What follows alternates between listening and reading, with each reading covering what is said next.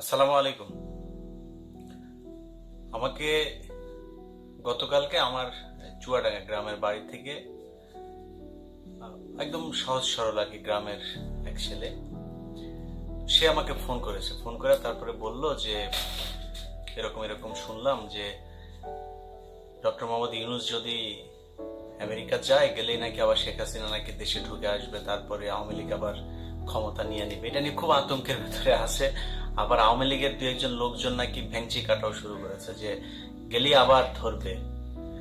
তো গেলে কি করবে? শেখ হাসিনা আবার আসবে, এসে তারপরে ধরেন গণভবনে আবার ঢুকবে, মেরামত করবে, মাছ ছাড়বে, হাঁস পালবে, শাকসবজি আবার ফের লাগাবে, আবার ফের আগের মতো প্রধানমন্ত্রী হবে তিনি। প্রজেক্ট এক এক উন্নয়নের নামে প্রজেক্ট করবে, সেখান থেকে বিলিয়ন বিলিয়ন ডলার আবার নিজের আত্মীয় স্বজন দলের লোকজনকে নিয়ে বিদেশে পাচার করবে। মানুষজন কোনো কিছু বলতে গেলেই তাদেরকে ধরে ধরে গুলি করবে, মারবে, লাশের উপরেও অত্যাচার করবে।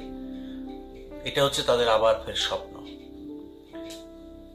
তো লজ্জা শরম তো কিছু থাকা উচিত, তাই না? এই যে মানুষ, ধরেন আওয়ামী লীগের লোকজনকে আপনি এখন দেখেন, এত বড় ঘটনা এখন হয়তো আমাদের কাছে খুব বড় কিছু মনে হচ্ছে না। আমরা তো বিশাল এক ইতিহাসের অংশ। এই যে আপনি গণভবনে দেখেছেন না, যে যারা গণভবনে ঢুকে এই যে হাসিনার ছায়া ব্লাউজ ব্লাউজ নিয়ে টানাটানি করলো, এটা কিন্তু বিশাল ইতিহাস। আমি জানি না যে মানে পৃথিবী এই ভার্চুয়ালি কতদিন চলবে, যতদিন এই প্রযুক্তি থাকবে, ফেসবুক, ইউটিউব, এগুলো যতদিন থাকবে ততদিন এটা হিস্ট্রি। পৃথিবীর বাংলাদেশে যতদিন এই পৃথিবী বেঁচে থাকবে, বাংলাদেশের মানুষ সেগুলো মনে করবে এবং বলবে, চুরি বাবা এত স্বৈরাচার একটা মানে অত্যাচারী একজন শাসক ছিল, যার ভাত রান্না করার পরে সেটা খাওয়ার সময়টাও দেয় না, জনগণ ঝাড়ু দিয়ে তারাই বের করে দিয়েছে। একটু একটু করে তারপরে তারা মানে বের হওয়ার চেষ্টা করছে। তো সেই বের হতে গিয়ে একজনের একটা ভিডিও দেখলাম। সে বলছে মানে পিছনে তার ভিডিওর ইয়েতে ব্যাকগ্রাউন্ডে আপনার স্যাড মিউজিক লাগিয়েছে, মিউজিক লাগিয়ে তারপরে বলছে প্রধানমন্ত্রীর বের হয়ে যাওয়ার সেই সময়টুকু সেটা কেমন ছিল। ছিল শেখ হাসিনা নাকি যাবেই না, তাকে জোর করে সবাই বুঝাচ্ছিল সে যাবে না, এই দেশের মানুষকে রেখে সে নাকি যাবে না। এরপরে শেখ রেহেনা তাকে বুঝাইলো, বলল যে আমার বাবার মতোই অবস্থা করতে চাচ্ছিস তুই, তুমিও কি বাবার মতো মরতে চাও, জীবন দিতে চাও, চলো জীবনটা বাঁচাও। তাকে নাকি বুঝাই টুঝায় তারপরে হেলিকপ্টার। শেখ হাসিনারে তো দেখা মনে হইলো যে মানে লুঙ্গি উদাম করে তারপরে দৌড় দিলে যে অবস্থা, তো ওইভাবে দৌড়ায় হেলিকপ্টারে উঠতেছে। আমরা তো সেই ভিডিওগুলো তো এখন দেখছি। এটা এখন তারা নানান ধরনের ন্যারেটিভ মানুষের সামনে তুলে ধরার চেষ্টা করছে। এখন এই যে বাংলাদেশের মানুষ এইভাবে তাদেরকে জুতা পেটা করে তারপর বের করলো, মিনিমাম আওয়ামী লীগের লোকজনের ভেতরে আপনি দেখছেন যে কোনো অনুশোচনা আছে, কোনো অনুতপ্ত হচ্ছে যে ওকে আমরা একটা ভুল করেছিলাম, সেই ভুলটা সংশোধন করতেছে। ওদের এখনো কথাবার্তা, ওরা আবার দেশে আসবে, আবার সেইভাবে খাবে। 5 তারিখে যেদিন শেখ হাসিনা দেশ থেকে বের হয়, সেদিন কি ডক্টর মোহাম্মদ ইউনূস বাংলাদেশে ছিল? ডক্টর মোহাম্মদ ইউনূস তো সেদিন বাংলাদেশে ছিল না, সে তো দেশের বাইরেই ছিল। তো শেখ হাসিনা পলাইলো কেন? এখন ডক্টর মোহাম্মদ ইউনূস বের হবে আর আপনি চট করে ঢুকে যাবেন, আপনার লোকজন এই স্বপ্ন দেখে। এগুলো শেখ হাসিনার শয়তানি। 2 দিন পর পর নিজে ফোন রেকর্ড করে সেটা ছাড়ে তারপরে বুঝায়। আর তো বলার তো জায়গা নাই। এখন তো মনে করেন শেখ হাসিনা যদি কোনো গণমাধ্যমে কোনো কিছু যদি পাঠায় বা বক্তব্য টক্তব্য যদি পাঠায়, তাহলে তো পাশার চামড়া উঠাই দিবে। কোনো টেলিভিশন তো আর ওই ঝুঁকি নিতে যাবে না। তো শেখ হাসিনাকে বলবো, আমার বাংলা এডিশন নামে যে নতুন পোর্টাল চালু হয়েছে, আমার ফেসবুক, ইউটিউব আছে, বাংলা এডিশনে যাবেন, আমার কাছে পাঠান, আমি চালাবো। আমার কিন্তু ওই ভয় নাই, কারণ আমি তো এতদিন আপনার দালালি করিনি। আমি চালাইতে, আমার কাছে দিয়েন, আপনার যা যা বলতে মন চায় ম্যাডাম আপনি দিয়েন, আমি চালাবো। এখন এই শেখ হাসিনার কোনো বক্তব্য টক্তব্য কেউ চালাইতে পারে না, ও নিজে নিজে ফোন রেকর্ড করে তারপরে পাবলিকের মাঝে একটা উত্তেজনা তৈরি করে। তো উত্তেজনায় যদি আওয়ামী লীগের লোকজনের স্বপ্নদোষ হয়েও যায় না, লাভ নাই তো। আপনি তো আসতে পারবেন না। আপনার একটু মাথার ভেতরে একটা মিনিমাম মানে কমন সেন্স থাকা দরকার, যে আপনাকে শেখ হাসিনা যখন বলছে চট করে ঢুকে যাব, ওই দিনও 2-3 জন বর্ডারে গিয়ে ধরা পড়লো। তো তারা পালাচ্ছে কেন? সে তো চট করে ঢুকে যাবে, তো তারা পালাচ্ছে কেন এখনো? এটা বুঝতে হবে যে তাকে এই দেশে আসার সুযোগ না দেওয়ার জন্য যা যা করা, সেটা শুধুই ডক্টর মোহাম্মদ ইউনূস আর বাংলাদেশের ছাত্ররা, জামাত, বিএনপি মিলে করে নাই।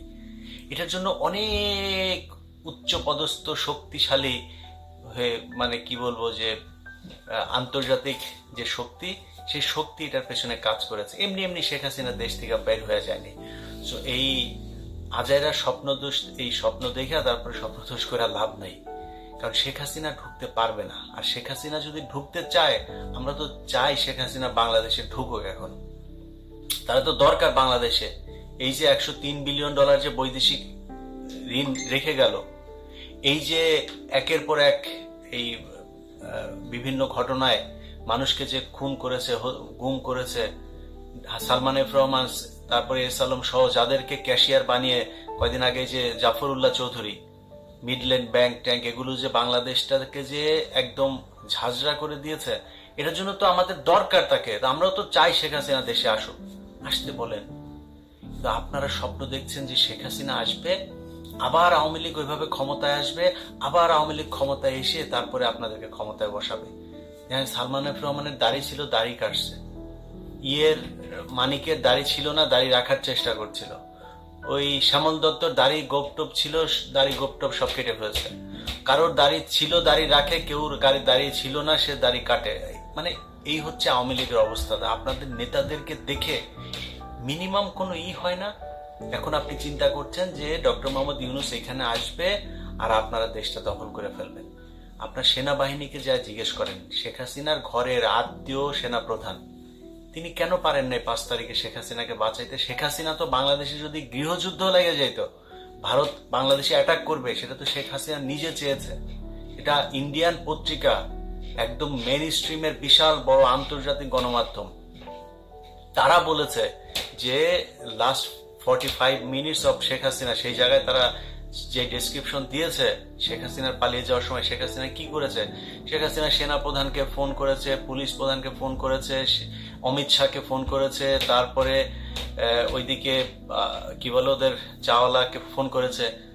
কেউ তার কথায় সায় দেয়নি। তিনি বলেছেন যে আমি শেষ পর্যন্ত দেখতে চাই। এসএসএফ কে নিয়েও সে থাকতে চেয়েছে, যে এসএসএফ দিয়েও সে চেষ্টা করবে যে গণভবনে সে টিকে থাকতে। তো তাকে কেন থাকতে দেয়নি, এটা বুঝবেন না আপনারা? তো সামনে পরিস্থিতি যেটা এখন হচ্ছে, যে যা যা ঘটছে, আমার কাছে আমি খুব কমফোর্ট ফিল করি না এই বিষয়গুলোতে। কিন্তু আওয়ামী লীগ আবার আসবে, এসে আবার ক্ষমতায় বসা যাবে, বাংলাদেশে গৃহযুদ্ধ বাঁধতে পারে। শেখ হাসিনার আওয়ামী লীগ আবার ফের আসবে।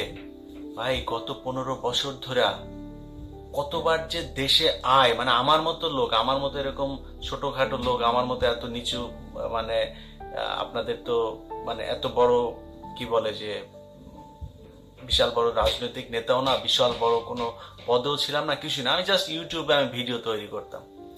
তো আমার মতো একজন লোককে যে পরিমাণে হুমকি খেতে হয়েছে যে দেশে আয়, এর বাইরে তারেক রহমানকে মনে করেন দেশে নিয়ে বিচার করবে, ইন্টারপোলের কাছে নাকি সবকিছু জানানো হয়েছে, নানান কিছু।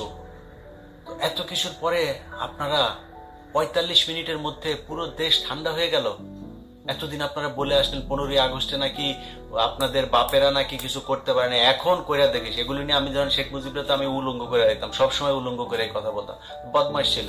এই বদমাইশে নিয়ে যখন ভিডিও বানাইতাম, তখন বলতো যে আমার বাপেরা পারে নাই, তুই এবার দেশে, তুই আমার তোদের মায়ের সাথে তোদের মানে সাঙ্গা হয়ে তারপরে তোদের বাপ হয়েছে।